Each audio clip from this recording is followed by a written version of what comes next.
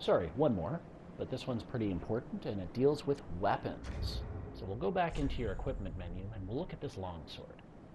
So we can see the damage types, which I discussed earlier, standard and thrust. And weapons in this game all have something called a weapon art. So for this longsword, the weapon art is stance. And what that allows is when you're two-handing the weapon, which is Y, I believe, or triangle, depending on your console, you can, if you hit your left trigger, you do the weapon art. So in the case of the longsword, it's this stance. So I'm holding down right now. I'm holding down the left trigger. If you just tap it, you go in and out of the stance like this. But if you hold down, you go into the stance. Now, from this stance, you can do a couple of special abilities. You can do that, which will flip an enemy out of his shield if the guy's turtling like a fucker. And then this one will do oosh, a stab. So, that's while holding the stance, you can use the right bumper to do the flip, or the right trigger to do the legend stab. That's what stance gives you. Remember, that's only while you're two-handing a weapon with either Y or triangle to hold it in two hands. That you can see my blue bar, my FP bar has gone down. So even though I'm not casting spells, if I'm using those special abilities, it'll use up my FP. And then I can, boosh, replenish the FP there with the Ashen Estus Flask. It all depends on your playstyle. The weapon arts don't need to happen. You don't need to do the weapon arts. You can get by just using R1, R2, block, flips, whatever.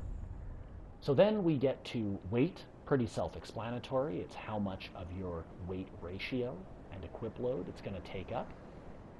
Then you've got the attack power.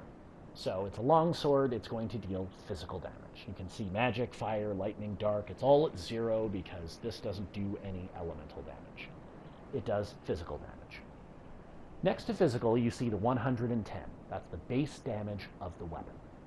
The plus 14 is what you're getting for the stats that you have.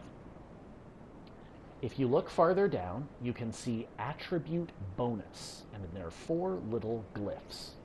The arm is strength, the hand is dexterity, the book is intelligence, and the star is faith. All of those you can see are linked to the stats that you have on the right-hand side. So, with a D in strength and a D in dexterity, I am getting a little bit of a physical damage bonus, because my strength is 13 and my dexterity is 12, so I'm getting a little buff. So with each attack, I will do 124 damage.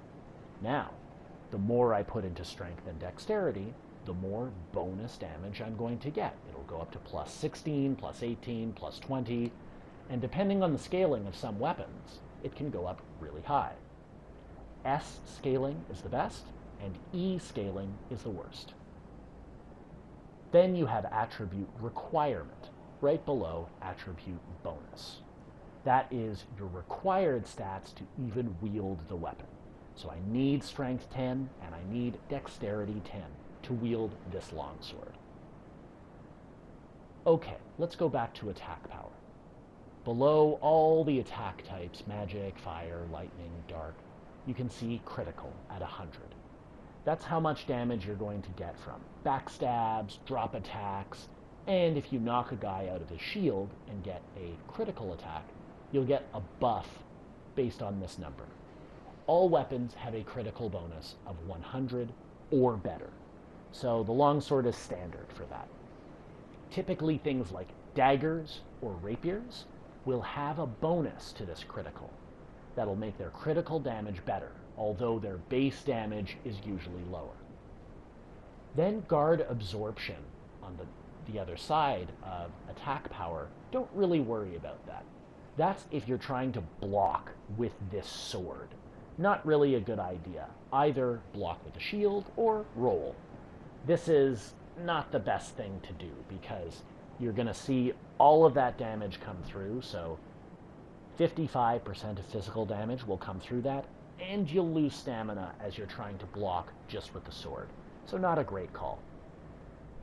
Afterwards, you have additional effects, just below critical. Additional effects, you can see the bleed, the poison, and the frost. Some weapons will cause bleeding damage, like katanas. Some will cause poison damage, and some will cause frost damage. Those are very rare, but also very fun. These will fill up the meter of the enemy for bleed, poison, and frost.